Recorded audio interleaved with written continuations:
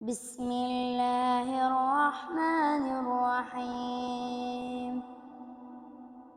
الرحمن علم القرآن، خلق الإنسان، علمه البيان. الشمس والقمر بحسبان، والنجم والشجر يسجدان. والسماء رفعها ووضع الميزان، ألا تطغوا في الميزان. وأقيموا الوزن بالقسط ولا تخسروا الميزان. والأرض وضعها للأنام، فيها فاكهة والنخل ذات الأكمام، والحب ذو العصف والريحان.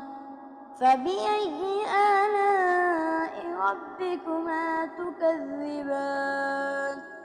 خلق الإنسان من صلصال كالفخار، وخلق الجان من مارج من نار. فبأي آلاء ربكما تكذبان؟ رب المشرقين ورب المغربين، فبأي آلاء ربكما تكذبان؟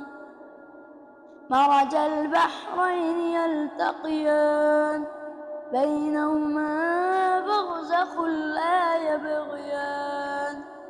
فبأي آلاء ربكما تكذبان؟ يخرج منهما اللؤلؤ والمرجان. فبأي آلاء ربكما تكذبان؟ وله الجوار المنشآت في البحر كالأعلام. فبأي آلاء ربكما تكذبان؟ كل من عليها فان، ويبقى وجه ربك ذو الجلال والإكرام. فبأي آلاء ربكما تكذبان؟ يسأله من في السماوات والأرض، كل يوم هو في شأن. فبأي آلاء ربكما تكذبان؟ سنفرغ لكم أيها الثقلان. فبأي آلاء ربكما تكذبان؟ يا معشر الجن والإنس إن استطعتم أن تنفذوا من أقطار السماوات والأرض فانفذوا، لا تنفذون إلا بسلطان. فبأي آلاء ربكما تكذبان؟ يرسل عليكما شواظ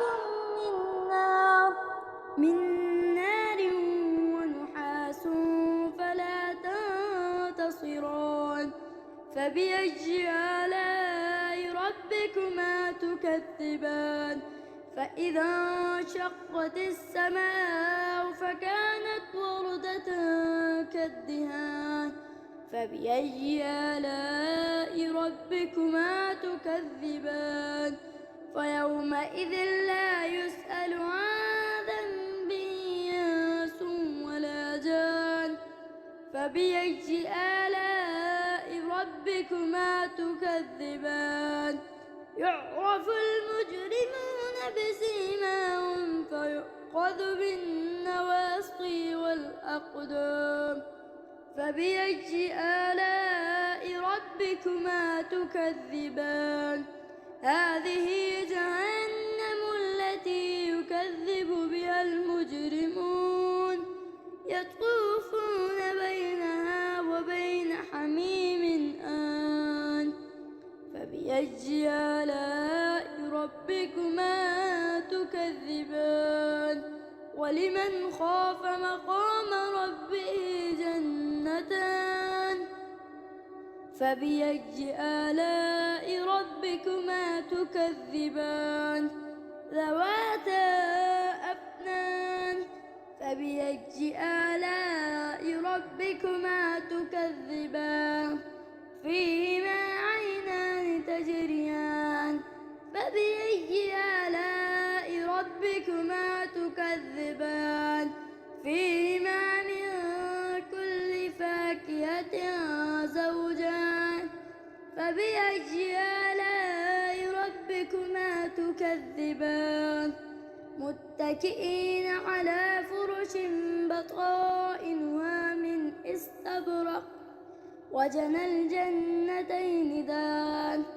فبأي آلاء ربكما تكذبان فيهن قاصرات الطرف لم يطمثهن إنس قبلهم ولا جان فبأي آلاء ربكما تكذبان كأنهن الياقوت والمرجان فبأي آلاء ربكما تكذبان هل جزاء الإحسان إلا الإحسان فبأي آلاء ربكما تكذبان ومن دونهما جنتان فبأي آلاء ربكما تكذبان